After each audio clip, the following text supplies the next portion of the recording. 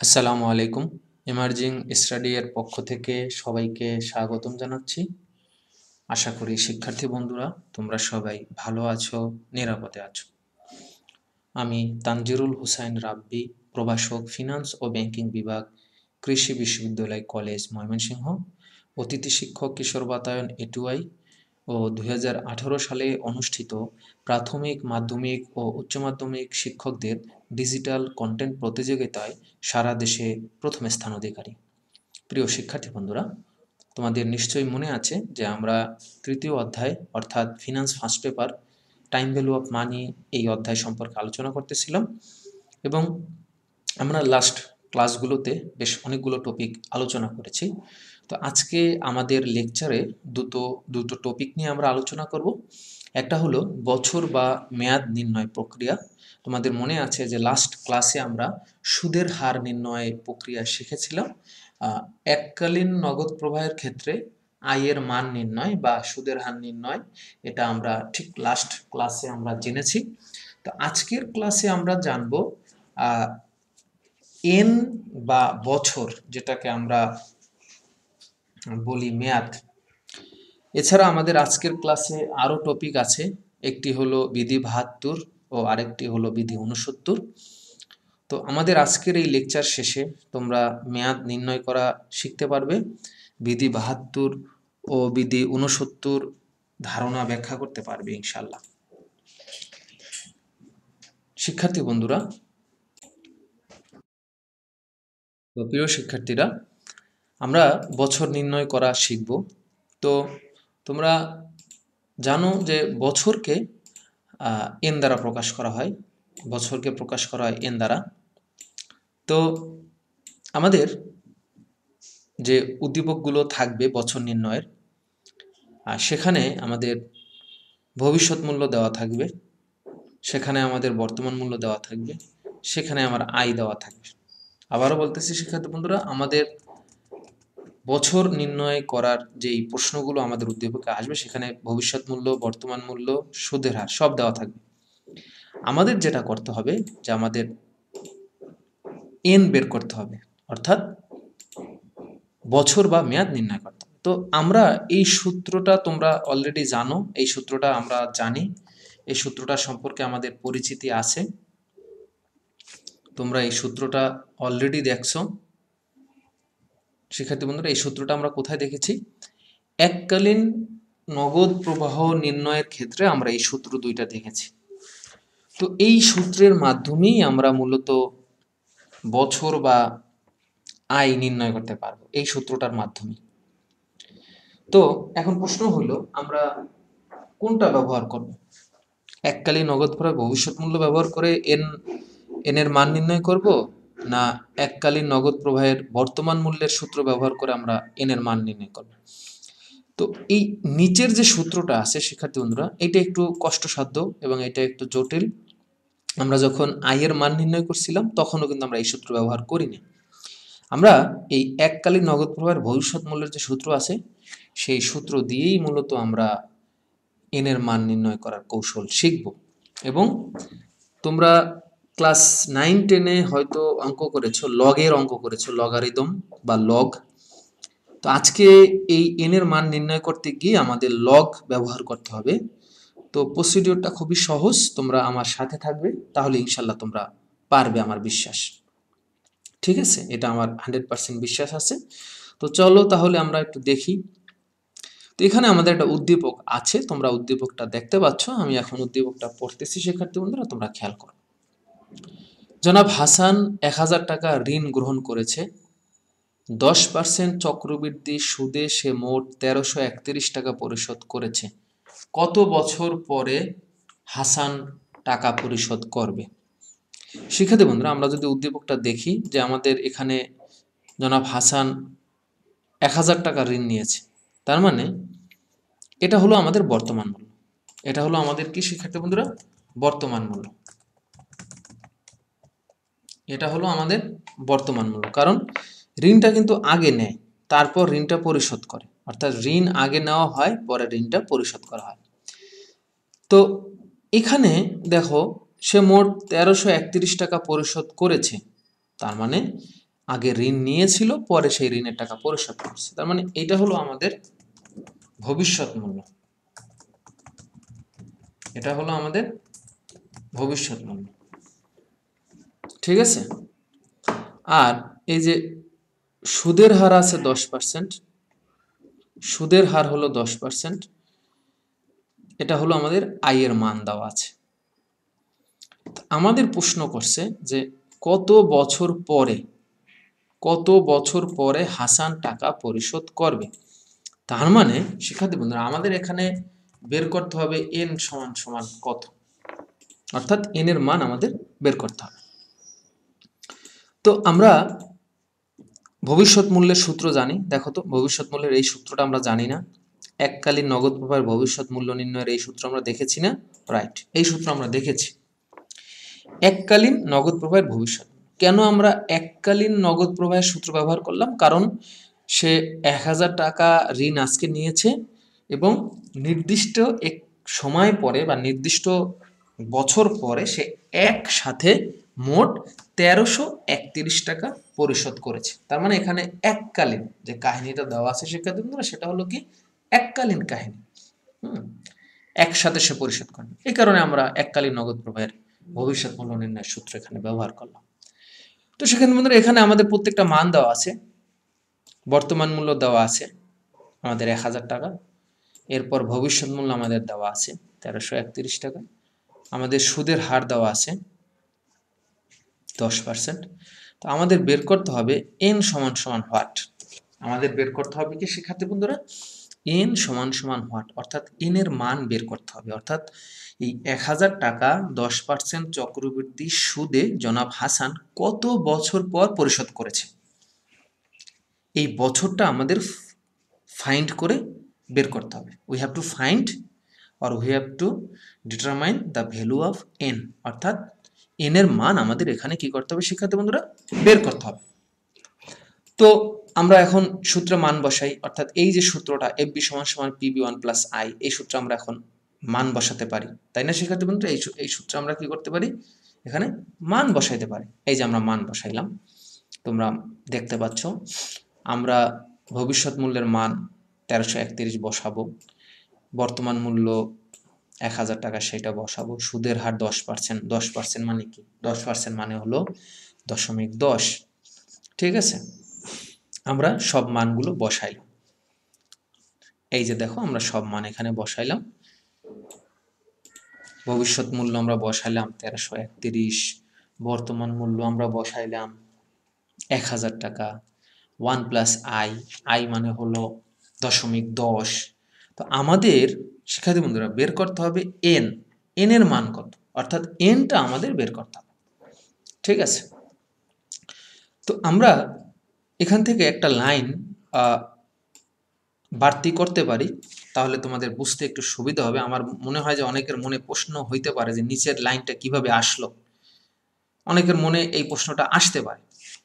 তো আমরা যদি সমান সমানের পরের অংশটা সমান সমানের আগে নিয়ে আসি, হ্যাঁ, আর সমান সমানের আগের অংশটা আমরা যদি পরে নিয়ে যাই, তাহলে তোমাদের এই যে একটা মনে যে একটা চিন্তা যে স্যার এটা কিভাবে হলো, আশা করি সেটা তোমাদের থাকবে না।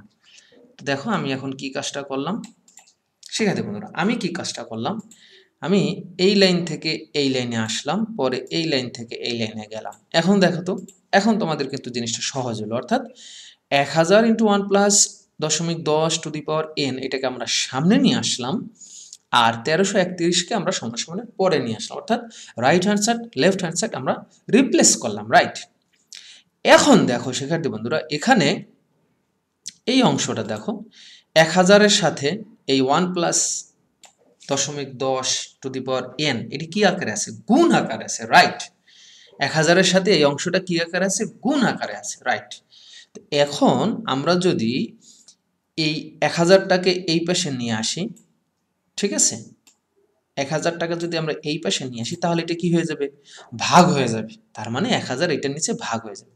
সেই কাজটাই কিন্তু আমরা এখানে শিক্ষার্থী বন্ধুরা করেছি। তোমরা দেখো 1331 ভাগ 1000, ঠিক আছে। তো এইটা তোমরা এই পর্যন্ত আশা করি তোমরা সবাই বুঝতে পেরেছো শিক্ষার্থী বন্ধুরা, এই পর্যন্ত কারো কোনো প্রবলেম আশা করি নাই। ঠিক আছে, আমি আবারও দেখাচ্ছি তোমাদের কিভাবে আমরা এই কাজটা করলাম। তোমরা ধাপে ধাপে দেখো এই কাজটা আমরা কিভাবে করলাম, আশা করি তোমরা এটা বুঝতে পেরেছো। হুম তো এখন আমরা যে কাজটা করব, এখন আমরা ক্যালকুলেটরে 1331কে 1000 দিয়ে ভাগ দেব। এই কাজটা আমাদেরকে কিসে করতে হবে শিক্ষার্থী বন্ধুরা? ক্যালকুলেটরে করতে হবে, রাইট?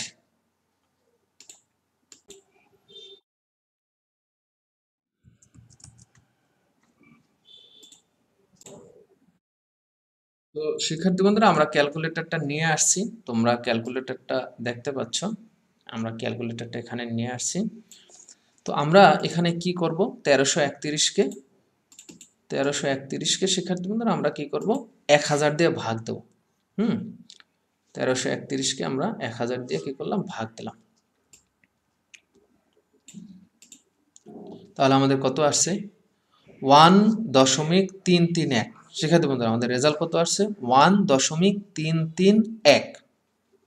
তো এই পর্যন্ত আশা করি সবাই বুঝতে পারছো, এই অংশ পর্যন্ত আমার বিশ্বাস যে সবাই বুঝতে পারছো, এই অংশটা পর্যন্ত।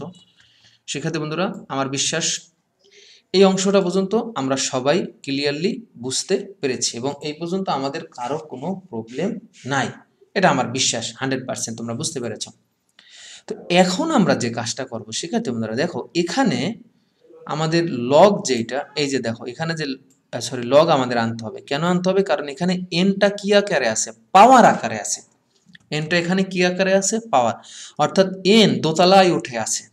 তো দোতলার এনকে এখন কি করতে হবে শিক্ষার্থী বন্ধুরা, নিচে নামাতে হবে, রাইট? দোতলার এনকে কি করতে হবে, নিচে নামাতে হবে। তো এনকে নিচে নামানোর জন্য শিক্ষার্থী বন্ধুরা আমাদের এখানে যে কাজটা করতে হবে সেটা হলো উভয় পাশে আমাদের লগ নিতে হবে। উভয় পাশে আমাদের কি নিতে হবে শিক্ষার্থী বন্ধুরা, লগ নিতে হবে। এই যে দেখো আমরা এই পাশেও লগ দিয়ে গুণ দিয়েছি, আবার এই পাশেও কি করেছি, লগ দিয়ে গুণ দিয়েছি, অর্থাৎ উভয় পাশে আমরা লগ নিয়েছি। তো এখন দেখো লগ নেওয়ার সাথে সাথেই এন নিচে চলে আসছে। উপরের এন কি হয়েছে শিক্ষার্থী বন্ধুরা, এই যে এনটা কি হয়েছে, নিচে চলে আসছে। তোমরা দেখতে পাচ্ছ শিক্ষার্থী বন্ধুরা, লগ নেওয়ার সাথে সাথেই এন কি হয়েছে, এনটাকে আমরা এখন নিচে নামাইতে পারছি, অর্থাৎ পাওয়ারটাকে আমরা লগের সামনে নিয়ে আসছি। এটা আমরা জানি, আমরা ক্লাস 9-10-এ শিখেছি যে কোনো পাওয়ার চিহ্নকে যদি নিচে নামাতে হয় সেক্ষেত্রে যদি লগ আনি তাহলে ওটা সামনে চলে আসে, ঠিক আছে? তাহলে আমাদের কি দাঁড়ালো, এখানে দাঁড়ালো এন লগ 1.10 আর এখানে থাকলো লগ 1.331। তো এখন আমরা যদি দেখি যে এই অংশটা শিক্ষার্থী বন্ধুরা, এখানে লগ 1.10 এটার সাথে এনটা কি আকারে আছে, গুণ আকারে আছে। এন এই লগ 1.10 সাথে কি আকারে আছে, গুণ আকারে আছে। তো এখন আমরা যদি এই এই লগ 1.10কে এই পাশে নিয়ে আসি তাহলে এটা কি হয়ে যাবে, ভাগ হয়ে যাবে, কারণ এখানে গুণ আকারে আছে। এটা এই পাশে চলে আসলে কি হয়ে যাবে শিক্ষার্থী বন্ধুরা, ভাগ হয়ে যাবে, ঠিক আছে? তো দেখো সেইটাই এখানে হয়েছে, এই যে দেখো এই অংশটায় দেখো এই যে ভাগ হয়ে গেছে। লগ 1.331 এর নিচে লগ 1.10 আসছে। এখন এইটা আমরা কি করব, ক্যালকুলেটরে করব। তো ক্যালকুলেটরে আমাদের লগ আছে, তো আমরা লিখবো এই যে দেখো লগ চিহ্ন, এই যে লগ 1.331, ঠিক আছে? তোমাদের হয়তো ক্যালকুলেটরে ব্র্যাকেট দেওয়ার দরকার নাই, এখানে ব্র্যাকেট দেওয়া লাগে, তোমাদের দেওয়ার দরকার নাই। ভাগ লগ 1.10, ঠিক আছে? এখন আমরা যদি সমান সমান চাপ দিই আমাদের রেজাল্ট চলে আসছে, দেখো 2.999। অনেকগুলো 9 আসছে না, অনেকগুলো 9 আসছে না, তার মানে দশমিকের পর অনেকগুলো 9 আসছে, তার মানে আমরা এটা লিখতে পারি 3 বছর। অ্যান্সার কত হবে শিক্ষার্থী বন্ধুরা, 3 বছর। তোমরা যদি ক্যালকুলেটরে যদি করো লগ দিয়ে, তখন দেখবা তোমাদের কিন্তু সরাসরি 3 চলে আসবে, ঠিক আছে? তোমাদের সরাসরি এখানে শিক্ষার্থী বন্ধুরা কি 3 চলে আসবে সরাসরি। তো তোমাদের এটা নিয়ে সমস্যা নাই, তোমাদের সরাসরি 3 চলে আসবে। তো আমি আবার একটু দেখাই কিভাবে করলাম। আমরা লগ নিছি 1.331, তোমাদের ব্র্যাকেট দেওয়ার দরকার নেই ক্যালকুলেটরে যখন করবা, এটা তো আমি অনলাইন ক্যালকুলেটরে করতেছি তাই। তো এরপর লগ দিয়ে আমি দেবো 1.110, ঠিক আছে, সমান সমান চাপ দিই, আমার 2.99 আসছে, তার মানে আমি 3 দিতে পারি, তার মানে আমাদের উত্তর আসছে 3 বছর। সেক্ষেত্রে বন্ধুরা আমাদের উত্তর তাহলে কত আসছে? 3 বছর। হ্যাঁ, তো আমরা এটা বুঝতে পারছি শিক্ষার্থী বন্ধুরা, আমার বিশ্বাস সবাই এটা বুঝতে পারছি যে বিষয়টা তাহলে কি দাঁড়ালো, যে জনাব হাসান আজকে যে 1,000 টাকা ঋণ নিয়েছে সেটা 10% চক্রবৃদ্ধি সুদে সে যে মোট 1331 টাকা পরিশোধ করবে, তার জন্য তার সময় লাগবে কয় বছর? 3 বছর। তো আমরা এটা বুঝতে পেরেছি যে কিভাবে লগ ব্যবহার করে এন এর মান বের করা যায়।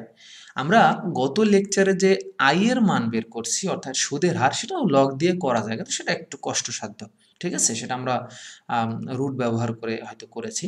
তো আজকের এই অঙ্কটা আমরা বুঝতে পেরেছি। আমরা আরো কিছু অঙ্ক দেখি। দেখো এখানে একটা উদ্দীপক আসছে, 10% সুদের হারে 1,00,000 টাকা কতদিন পরে দ্বিগুণ হবে?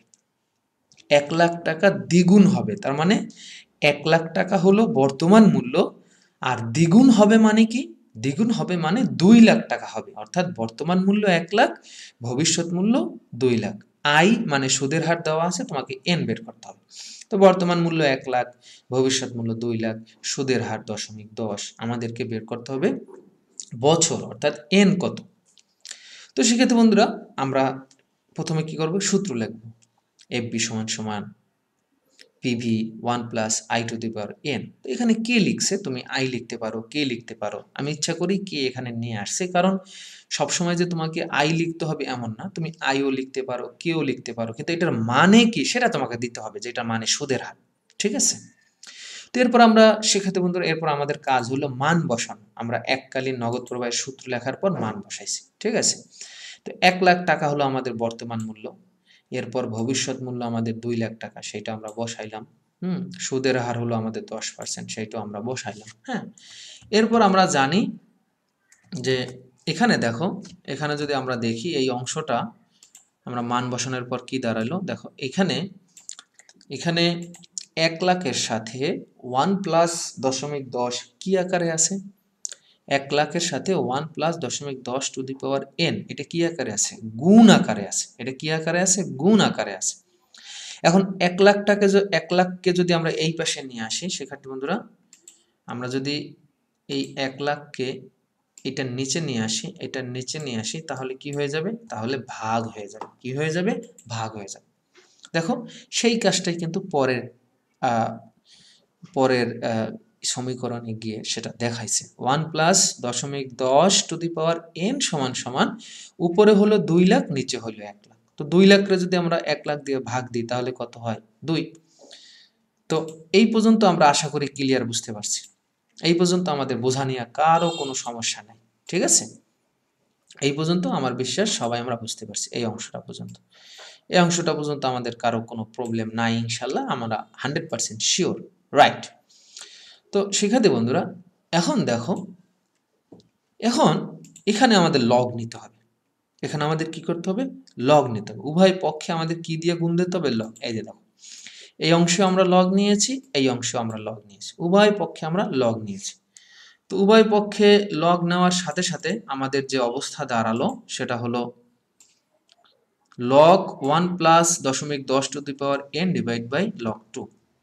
তো এখন লগটাকে লগ নেওয়ার সাথে সাথে উপরের এন এখন কি হয়ে গেল? নিচে চলে আসলো, ঠিক আছে। এই যে উপরের যে এন, এই উপরের এনটা এখন সামনে চলে আসলো, এই যে সামনে চলে আসলো, ঠিক আছে, এটা আমরা বুঝতে পারছি। এখন আমরা ক্যালকুলেটরের সাহায্যে নেব শিক্ষার্থী বন্ধুরা, ক্যালকুলেটরের সাহায্যে আমরা করব। তো এখানে এন এর সাথে লগ 1 প্লাস 0.10 এটা গুণ আকারে আছে, তো এটা যদি এই পাশে চলে যায় তাহলে কি হয়ে যাবে? ভাগ হয়ে যাবে। এখন আমরা ক্যালকুলেটর নিয়ে আসি। এখন এই পাশে আমাদের থাকে লগ 2, ঠিক আছে, ভাগ এ পাশে আমাদের নিচে থাকবে লগ 1.10, ঠিক আছে। তাহলে আমাদের কত আসছে? 7.27। এরপর দরকার নাই, দশমিকের পর আর সংখ্যার দরকার নাই। তাহলে উত্তর কত আসছে শিক্ষার্থী বন্ধুরা? 7.27। তো বিষয়টা আমি তোমাদের আরেকটু ক্লিয়ারলি বুঝাই, তাহলে তোমরা বুঝতে পারবে কিভাবে আমরা করলাম।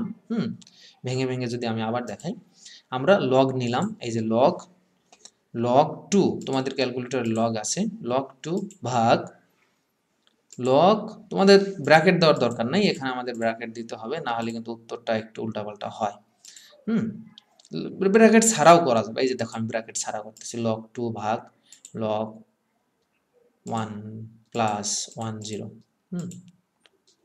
এই যে দেখছো একটু কিন্তু উল্টাপাল্টা হয়, সমস্যা হয়, এই জন্য আমাদের কি করতে হবে, আমি এখানে আমাদের ব্র্যাকেটটা নিয়ে করতে হবে। কিন্তু তোমরা যখন ক্যালকুলেটর করবা, তোমাদের ক্যালকুলেটরে ব্র্যাকেট দেওয়ার দরকার নাই। সায়েন্টিফিক ক্যাসিও ক্যালকুলেটর যখন আমরা 100 এমএস ব্যবহার করব, তো আমাদের উত্তর আসছে 7.27, বাকিটা দরকার নাই।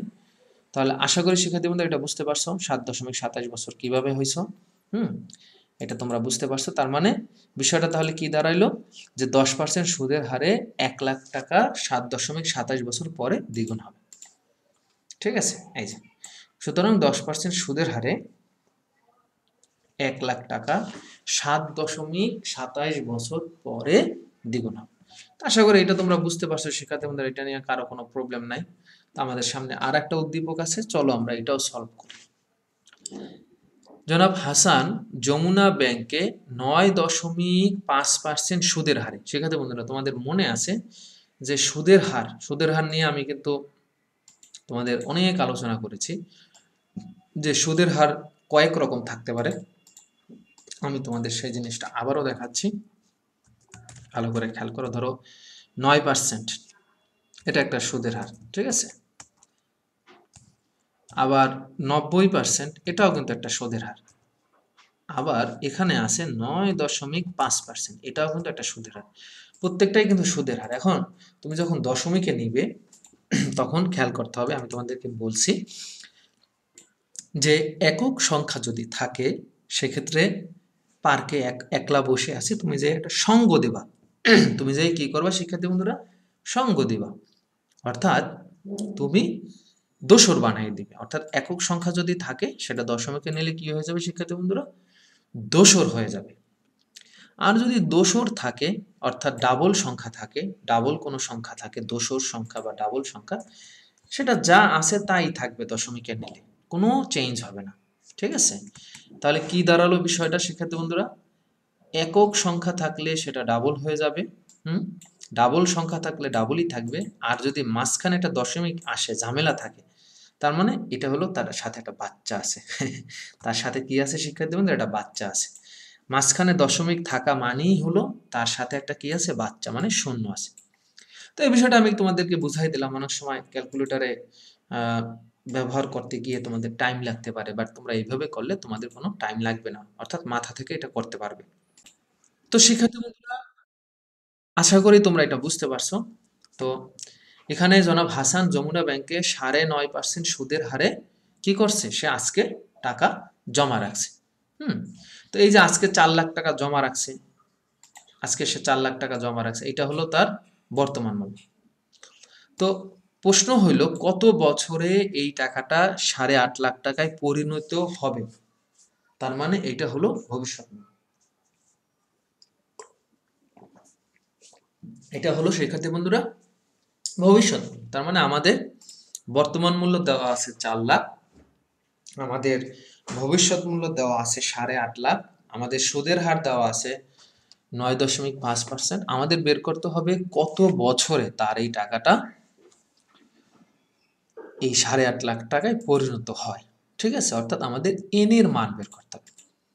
তো আমাদের কি কি মান দেওয়া আছে, বর্তমান মূল্য দেওয়া আছে 4 লাখ, ভবিষ্যৎ মূল্য দেওয়া আছে 8.5 লাখ, সুদের হার এই যে দেখো, এটা ক্যালকুলেটরে যদি করি তাহলে এভাবে করতে হবে, 9.5 ভাগ 100 সমান সমান 0.095 ক্যালকুলেটরে করলে।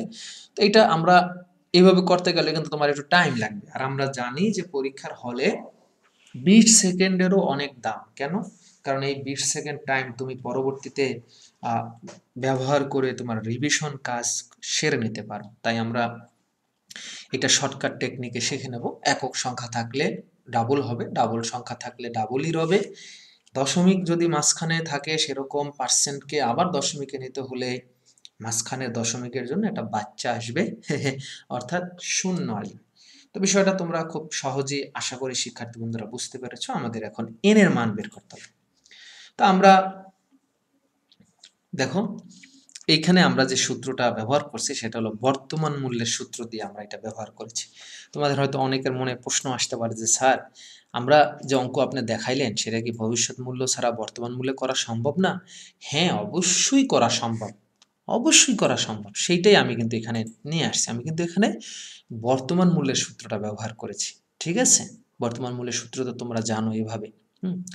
এখন অনেকের মনে প্রশ্ন হইতে পারে, স্যার এভাবে না লিখে আপনি যে সূত্রটা দেখাইছেন সেভাবে কি লেখা যায় না? আমি যেভাবে দেখাইছি তোমাদের মনে আছে হয়তো, পিভি পিভি সমান সমান FB 1 plus 1 plus I to the power minus N. তোমাদের হয়তো আমি এভাবে দেখাইছি, তোমাদের মনে আছে শিক্ষার্থী বন্ধুরা? এইভাবেও কিন্তু আমরা করতে পারবো। ঠিক আছে, কোনো সমস্যা নেই, এইভাবেও আমরা করতে পারবো। তো এইভাবে যদি করি সেক্ষেত্রে আমাদের যে কাজটা করতে হবে শিক্ষার্থী বন্ধুরা, এই অংশ যেটা আছে এইটাকে আমাদের এই ফরম্যাটে নিয়ে আসতে হবে। এই যে এই ফরম্যাটে আমাদের মানটা নিয়ে আসতে হবে। হুম, তো এই ফরম্যাটে যদি আমরা মানটা নিয়ে আসি তাহলে পিভি সমান সমান 4 লাখ বসাইলাম, উপরে ইনভার্স থাকলে সেটা নিচে পাওয়ার আকারে চলে আসে, বসাইলাম 8,50,000। 1 প্লাস আই এর মান বসাইলাম 0.095। এরপর আমরা যে কাজটা করছি বজ্র গুণন করছি সেক্ষেত্রে আমাদের, এরপর আমরা কি করছি বজ্র গুণন করছি। দেখো এইটার সাথে আমরা এইটা গুণ দিয়েছি, আর এইটার সাথে আমরা নিচের 1 গুণ দিয়েছি, অর্থাৎ এটা বজ্র গুণন হয়েছে। যদি বজ্র গুণন দেই সেক্ষেত্রে আসলে কি অবস্থাটা দাঁড়ায় সেটা আমি তোমাদেরকে দেখাচ্ছি, তোমরা খেয়াল করো সেক্ষেত্রে বন্ধুরা, তাহলে বুঝতে পারবা। যদি দেখো এটা একটু জটিল, এই কারণেই কিন্তু আমি ভবিষ্যৎ মূল্যের সূত্র ব্যবহার করতে পারছি। আচ্ছা, যদি বজ্র গুণন করি তাহলে কি হবে, 4 লাখের সাথে গুণ হবে 1 প্লাস 0.095, পাওয়ার হবে আমাদের, এখানে হবে পাওয়ার এন, আর 8.5 লাখের সাথে গুণ হয়েছে নিচেরটা, নিচে আছে কত, নিচে আসলে হিসাবে কিছুই নাই, তার মানে 8.5 লাখই বসবে। বাংলায় লিখি না, 8.5 লাখ। ঠিক আছে, এখন আমরা কি করছি, এখন এখন দেখো এই অংশটা তো তোমরা বুঝতে পারছো, এটা তো তোমরা বুঝতে পারছো, এই যে এইটা। এখন এইটা এই 1 plus 0.095 root over power N এর সাথে 4 লাখ গুণ আকারে না, এই 4 লাখটা যদি এখন এইটার নিচে চলে আসে তাহলে কি হয়ে যাবে শিক্ষার্থী বন্ধুরা, তাহলে এটা ভাগ হয়ে যাবে। ঠিক আছে, এই যে দেখো 8.5 লাখের নিচে 4 লাখ হয়েছে। ঠিক আছে, তো আমরা যদি ভবিষ্যৎ মূল্যের সূত্রটা ব্যবহার করতাম শিক্ষার্থী বন্ধুরা, খেয়াল করো, ভবিষ্যৎ মূল্যের সূত্রটা যদি আমরা ব্যবহার করতাম শিক্ষার্থী বন্ধুরা, ভালো করে খেয়াল করো, যদি আমরা ভবিষ্যৎ মূল্যের সূত্রটা ব্যবহার করতাম তাহলে আসলে কিন্তু এইখান থেকে আমাদের অঙ্কটা শুরু হইতো, তাই না? ভবিষ্যৎ মূল্যের সূত্রটা যদি আমরা ব্যবহার করতাম তাহলে আমার জিনিসটা আমাদের কি হইতো, সুবিধা হইতো। হুম, তখন কি হইতো, এই যে এইটা হলো এফভি, পিভি 4 লাখ, হ্যাঁ, 1 plus I to the power N. ঠিক আছে, এটা কিন্তু আমাদের সুবিধা হইতো। তো সেক্ষেত্রে বন্ধুরা, তোমরা আশা করি এইটা তোমরা বুঝতে পেরেছো। এখন বাকি কাজটা তো আমরা ক্যালকুলেটরে করব, ক্যালকুলেটরের সিস্টেম তো আমরা জানি। ঠিক আছে, ক্যালকুলেটরে আমরা, এই যে ক্যালকুলেটর আমাদের চলে আসছে। ঠিক আছে, তো আমাদের এখানে কি আছে, 8.5 লাখ রে আমরা 4 লাখ দিয়ে ভাগ দেবো। এই যে 8.5 লাখ ভাগ 4 লাখ, তাহলে আমাদের রেজাল্ট আসছে 2.125। এরপর আমরা কি করব, উভয় পাশে লগ নিব। হুম, এই যে আমরা উভয় পাশে লগ নিলাম, এই পাশে লগ নিলাম, লগ 1 প্লাস 0.095, এবং এই পাশেও লগ আমরা নিলাম। লগ নেওয়ার সাথে সাথে এনটা আমাদের কি নিচে চলে আসলো। ঠিক আছে, এনটা আমাদের কি আসলো, নিচে চলে আসলো। এখানে একটু ভুল আছে, এখানে 1.8 যেটা সেটা কিন্তু ভুল আছে। ঠিক আছে, এখানে কিন্তু একটু ভুল আছে শিক্ষার্থী বন্ধুরা। তো এখানে আমাদের থাকলো লগ 2.125 ভাগ, এই পাশে আমাদের থাকলো লগ 1.095। ঠিক আছে, তাহলে আমাদের রেজাল্ট আসছে কত দেখো, 8.30 বছর হবে। কিন্তু এখানে এখানে যেটা আছে সেটা ভুল আছে, এটা হবে না শিক্ষার্থী বন্ধুরা, আমি তোমাদেরকে ঠিক করে দিচ্ছি। এই অংশটায় লগ 1.8 যেটা আছে সেটা ভুল, এটা হবে লগ 2.125। আবার নিচেরটা ঠিক আছে, ঠিক আছে। তো এখানে এটা একটু ভুল আছে। তো এখানে কত বসবে শিক্ষার্থী বন্ধুরা? এখানে হবে 2.125, 2.125। হ্যাঁ, আর এখানে লগ লগ আমরা ক্যালকুলেটরে যদি করি লগ 2.125কে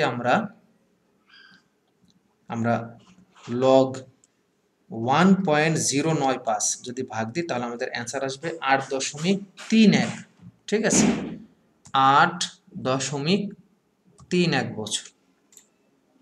তো আশা করি শিক্ষার্থী বন্ধুরা এটা তোমরা বুঝতে পারছো। হ্যাঁ, এটা আমরা কিভাবে করছি এই বিষয়টা তোমাদের কাছে আশা করি ক্লিয়ার হয়েছে। তো জনাব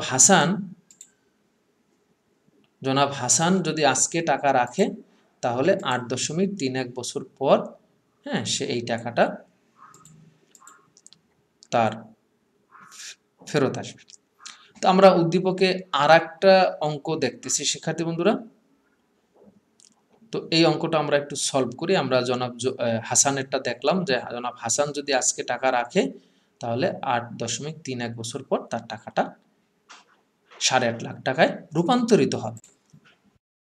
তো শিক্ষার্থী বন্ধুরা আমরা এখন আরেকটি উদ্দীপক দেখি। জনাব হারুন যমুনা ব্যাংকে 8% সুদে 1,000 টাকা জমা রাখেন, কত বছরে তার বিনিয়োগ বৃদ্ধি পেয়ে 3,000 টাকায় পরিণত হবে? তার মানে শিক্ষার্থী বন্ধুরা এখানে যে 1,000 টাকা জমা রেখেছে, আজকে যে 1,000 টাকা জমা রেখেছে, এটা হলো আমাদের বর্তমান মূল্য। এটা আমাদেরকে শিক্ষার্থী বন্ধুরা বর্তমান মূল্য, এটা হলো আমাদের বর্তমান মূল্য, এবং 3,000 টাকায় পরিণত হবে এটা আমাদের ভবিষ্যৎ মূল্য। 8% এটা হলো আমাদের সুদের হার, আমাদের বের করতে হবে এন এর মান। তো আমরা ভবিষ্যৎ মূল্যের সূত্র ব্যবহার করলাম। এফ বি সমান সমান 3,000, পিবি সমান সমান 1,000 এবং আই মানে 8%। ঠিক আছে, আমাদের এন এর মান বের করতে হবে। তো 8% মানে কি? একক সংখ্যা। আমরা জানি যে তোমাদেরকে একটু আগে বলছি যে একক সংখ্যার পার্সেন্ট থাকলে সেটা কি হয়ে যাবে? দশমিক গেলে ডাবল হয়ে যাবে। তো এখন আমরা যে কাজটা করব, এই 1,000 3,000-এর নিচে ভাগ হয়ে গেল, 3,000-কে 1,000 দিয়ে ভাগ দিলে হয় 3। উভয় পাশে আমরা লগ নিয়ে আসব, ঠিক আছে। আর 1.08 এইটা যদি আমরা যোগ করি, 1.08, তাহলে এটা কিসে দাঁড়ায়? 1 প্লাস 0.08কে যদি আমরা যোগ করি তাহলে আমাদের দাঁড়ায় 1.08। আমরা উভয় পাশে লগ নিলাম। লগ নেওয়ার পর আমাদের উপরের এনটা নিচে চলে আসলো। এই পর্যন্ত তো তোমরা বুঝতে পারছো, তাই না? উপরের এই যে এনটা নিচে চলে আসলো, এন লগ 1.08 আর লগ 3। এখন লগ 3কে আমরা এটা দিয়ে ভাগ দেবো, তার মানে আমাদের ক্যালকুলেটরটা নিতে হবে এখন শিক্ষার্থী বন্ধুরা। তো ক্যালকুলেটরে আমরা যে কাজটা করব, লগ 3 ভাগ আমরা দেব নিচে লগ 1.08। তো আমাদের অ্যান্সার আসছে 14.27 বছর। কত আসছে অ্যান্সার শিক্ষার্থী বন্ধুরা? 14.27 বছর। অর্থাৎ জনাব হারুন আজকে যমুনা ব্যাংকে 8% সুদে 1,000 টাকা জমা রাখার পরে 14.27 বছর পরে এই টাকাটা 3,000 টাকায় কি হবে? রূপান্তরিত হবে। এখানে দশমিকের পর অনেক মান আছে, অর্থাৎ ওরা যে কাজটা করছে দেখো, ওরা লগ 3কে আলাদা করে ভাঙাইছে। এই যে লগ 3কে আলাদা করে ভাঙাইলে কত হয়? 4, 7, 1, 1, দেখো এরকম একটা মান আসে। এই মানটাই কিন্তু এখানে বসাইছে। হ্যাঁ, আবার নিচে কি করছে? লগ 1.08 এটাকে ওরা ভাঙাইছে। দেখো এই যে দেখো ভাঙাইছে, দেখছো? 0.0334 অনেক কিছু করেছে, কিন্তু এত কিছু তো দরকার নাই। তুমি জাস্ট কি করবা? লগ 3কে তুমি ডাইরেক্ট লগ 1.08 দিয়ে ভাগ দেবা। তোমার এত জটিলতা যাওয়ার দরকার নেই, তোমার অ্যান্সার চলে আসছে 14.27 বছর। তো আশা করি শিক্ষার্থী বন্ধুরা বিষয়টা তোমরা ক্লিয়ারলি বুঝতে পেরেছো। এটা নিয়ে তোমাদের কারো প্রবলেম নেই। তো চলো আমরা আজকে আমাদের দ্বিতীয় টপিক, আজকের লেকচারের বিধি 72 এবং বিধি 69। তো আমি এই দুইটা লেকচার এই দুইটা টপিক আজকের লেকচারে আলোচনা করার আগে তোমাদের হয়তো মনে আছে আমি দ্বিতীয় লেকচারে এই সম্পর্কে হালকা আলোচনা করেছিলাম যে বিধি ৭২ এবং বিধি ৬৯ এটা ফিনান্সের চক্রবৃদ্ধিকরণের সূত্র আবিষ্কার হওয়ার আগে আসলে এই শর্টকাট নিয়মে কত বছরে বা কত সুদের হারে জমাকৃত অর্থ দ্বিগুণ হবে সেটা জানার একটি ওয়ে হিসাবে স্বীকৃতি ছিল। অর্থাৎ তুমি আজকে ব্যাংকে ১,০০০ টাকা রাখলা, এখন তুমি জানতে চাচ্ছ এই ১,০০০ টাকা কত সুদের হারে বা কত বছরে ২,০০০ টাকা হবে। অর্থাৎ আমরা কিন্তু এন এর মান নির্ণয় করছি, আই এর মান নির্ণয় করছি, তাই না? গত লেকচারে নির্ণয় করছি আই এর মান, আর আজকের লেকচারে শুরুতে আমরা এন এর মান নির্ণয় করেছি। তো ফিনান্সের চক্রবৃদ্ধিকরণের সূত্র ব্যবহার করে তুমি কিন্তু জানতে পারো যে কত সুদের হারে বা কত বছরে জমাকৃত অর্থ দ্বিগুণ হবে। তবে এটা আরও একটি মাধ্যমে জানা যায়, শর্টকাট মেথড, সেই মেথডটাই হলো বিধি ৭২ বা বিধি ৬৯। তো বিধি ৭২ বলতে বার্ষিক চক্রবৃদ্ধিকরণের ক্ষেত্রে যে কোনো পরিমাণ বিনিয়োগকৃত অর্থ কত বছরে বা কত সুদের হারে দ্বিগুণ হবে তা সংক্ষেপে নির্ণয় করার কৌশলকে বোঝায়, এবং এটা হতে হবে বার্ষিক চক্রবৃদ্ধিকরণের ক্ষেত্রে। তো এক্ষেত্রে বিনিয়োগকৃত অর্থ কত বছরে দ্বিগুণ হবে, অর্থাৎ বছরটা যদি তুমি জানতে চাও এন, তাহলে সূত্র হবে ৭২ ভাগ আই। আর যদি তুমি জানতে চাও কত সুদের হারে বিনিয়োগকৃত অর্থ দ্বিগুণ হবে, অর্থাৎ আই যদি জানতে চাও তাহলে ৭২ ভাগ এন হবে। তাহলে এন যদি জানতে চাও, শিক্ষার্থী বন্ধুরা, এন জানতে চাইলে মানে এন যদি তুমি বের করতে চাও তাহলে কি হবে, এন বের করতে হলে ৭২কে আই দিয়ে ভাগ দিতে হবে। আর আই যদি জানতে চাও তাহলে ৭২কে এন দিয়ে ভাগ দিতে হবে। তার মানে একটার উল্টা অন্যটা, ঠিক আছে? অর্থাৎ বার্ষিক চক্রবৃদ্ধিকরণের ক্ষেত্রে তুমি যদি জানতে চাও কত সুদের হারে টাকা দ্বিগুণ হবে তাহলে ৭২কে ৮ দিয়ে ভাগ দেব। যদি জানতে চাও কত বছরে ডাবল হবে, ৭২কে আই দিয়ে ভাগ দেব। তো বিষয়টা তোমরা বুঝতে পেরেছো। আমরা এখন গাণিতিক সমস্যা যখন অঙ্ক করব তখন আরো ক্লিয়ার হবে। এখন আমরা দেখব বিধি ৬৯। রুল 69 বা বিধি ৬৯ বলতে অর্ধবার্ষিক চক্রবৃদ্ধিকরণের ক্ষেত্রে যে কোনো পরিমাণ বিনিয়োগকৃত অর্থ কত বছরে বা কত সুদের হারে দ্বিগুণ হবে তা সংক্ষেপে নির্ণয় করার কৌশলকে বোঝায়। আগেরটা কি ছিল শিক্ষার্থী বন্ধুরা? আগেরটা ছিল বার্ষিক চক্রবৃদ্ধিকরণের ক্ষেত্রে ৭২ বার্ষিক, মনে রাখবা ৭২। ৭২-এর প্রথম অক্ষর কি? প্রথমটা বা। বার্ষিকের প্রথম অক্ষর কি? বা। তার মানে ৭২ বার্ষিক, ৭২ বার্ষিক। বিধি ৭২ হয় বার্ষিক চক্রবৃদ্ধিকরণের ক্ষেত্রে, আর বিধি ৬৯টা হয় অর্ধবার্ষিক। ৬৯ অর্ধবার্ষিক, ৬৯ অর্ধবার্ষিক। তার মানে ৬৯টা হয় কখন? অর্ধবার্ষিক চক্রবৃদ্ধিকরণের ক্ষেত্রে কত বছরে বা কত সুদের হারে জমাকৃত অর্থ ডাবল হবে সেটা জানার একটা উপায়। তো তুমি যদি বিনিয়োগকৃত অর্থ কত বছরে দ্বিগুণ হবে সেটা জানতে চাও তাহলে সূত্র হলো 69 ভাগ আই প্লাস 0.35, অর্থাৎ এখানে 0.35টা যোগ হবে। আবার তুমি যদি জানতে চাও বিনিয়োগকৃত অর্থ কত সুদের হারে দ্বিগুণ হবে, কত সুদের হারে দ্বিগুণ হবে, তাহলে কি হবে? 69 ভাগ এন প্লাস 0.35, ঠিক আছে? তো তুমি যদি জানতে চাও কত বছরে, যদি বছর বলে তাহলে আই দিয়ে ভাগ হবে এবং এক্সট্রা 35 যোগ হবে 0.35। আর যদি তুমি জানতে চাও কত সুদের হারে, তার মানে এন দ্বারা ভাগ হবে এবং এক্সট্রা 0.35 যোগ হবে। তো আশা করি বিষয়টা তোমরা বুঝতে পারছো। এখন আমরা এটা নিয়ে একটু কয়টা গাণিতিক সমস্যা দেখি, তাহলে তোমাদের ইজি হবে। তাকিয়া ইসলাম 8% সুদে 50,000 টাকা সীমান্ত ব্যাংকে জমা রাখলেন, উক্ত টাকা কত বছরে দ্বিগুণ হবে? সেক্ষেত্রে বন্ধুরা এই বিধি 69 বা বিধি ৭২ ব্যবহার করার শর্ত হইল দ্বিগুণ শব্দটা থাকতে হবে। কি থাকতে হবে? দ্বিগুণ। তুমি যাই টাকা রাখবা সেটা দ্বিগুণ হতে হবে। এই দ্বিগুণ হওয়ার শর্তে কিন্তু ৭২ বিধি বা ৬৯ বিধিটা আমরা অ্যাপ্লাই করতে পারবো। তাহলে এখানে প্রশ্ন হলো বর্তমান মূল্য দেওয়া আছে 50,000 এবং ভবিষ্যৎ মূল্য হলো 1 লাখ। এটা কিন্তু আমরা ফিনান্সের সূত্র, চক্রবৃদ্ধি সূত্র দিয়ে কিন্তু আমরা একটু আগে শিখেছি এন কিভাবে আমরা বের করব। তবে এটা আমরা বিধি ৭২ দিয়েও বের করতে পারি। এই যে দেখো, বিনিয়োগকৃত অর্থ দ্বিগুণ হওয়ার সময় এন সমান সমান ৭২ ভাগ আই, তার মানে ৭২ ভাগ 8%, পার্সেন্ট দেওয়ার দরকার নেই, 8 দিছি, ৭২ ভাগ 8 সমান সমান 9 বছর। তার মানে এখানে বর্তমান মূল্য 50,000 বা ভবিষ্যৎ মূল্য 1,000 কোনোটাই দরকার হলো না, এই শর্টকাটে তুমি বের করে ফেলতে পারলা।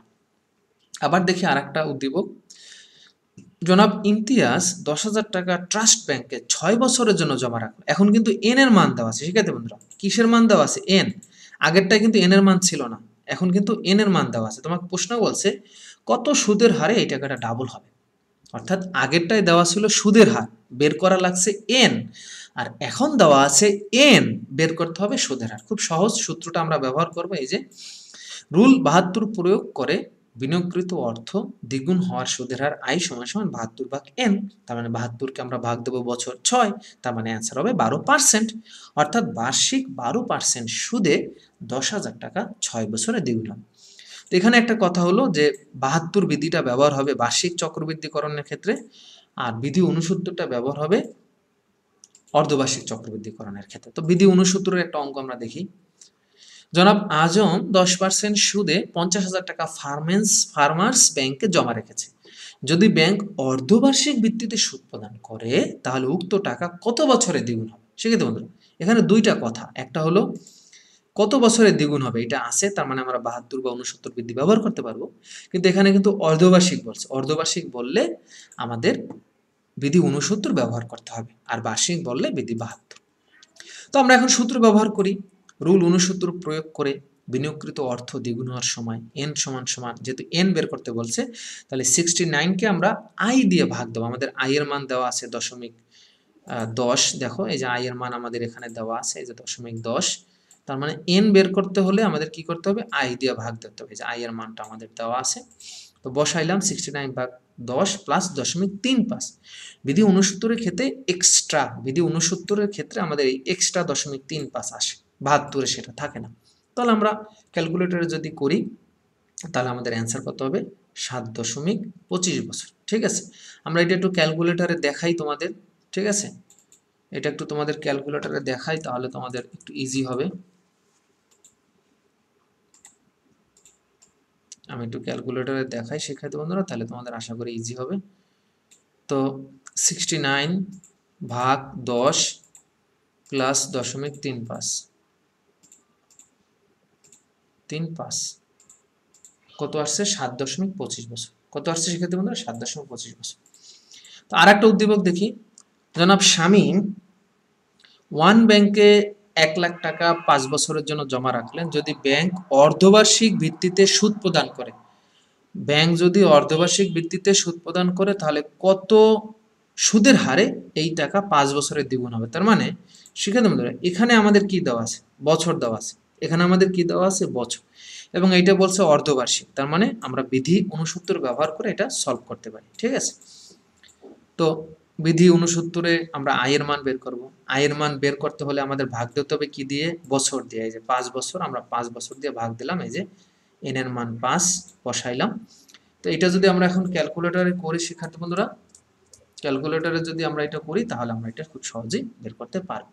তো এটা খুব ইজি, আশা করি তোমরা এটা পারবা শিক্ষার্থী বন্ধুরা। তো আমরা আজকে বিধি 69 এবং বিধি 72-এর মাধ্যমে কিভাবে এন এবং আই এর মান বের করতে হয় সেটা শিখেছি। আশা করি তোমরা বুঝতে পেরেছো। তো তানজিরুল হোসেন রাব্বি তোমাদেরকে বোঝানোর চেষ্টা করেছে। তো সবাই ভালো থাকবা, নিরাপদে থাকবা। আমাদের নেক্সট লেকচারে ইনশাল্লাহ আমরা কার্যকারী সুদের হার এবং নামী সুদের হার নিয়ে আলোচনা করব। সেই পর্যন্ত সবার সুস্বাস্থ্য কামনা করছি। আসসালামু আলাইকুম রহমতুল্লাহ।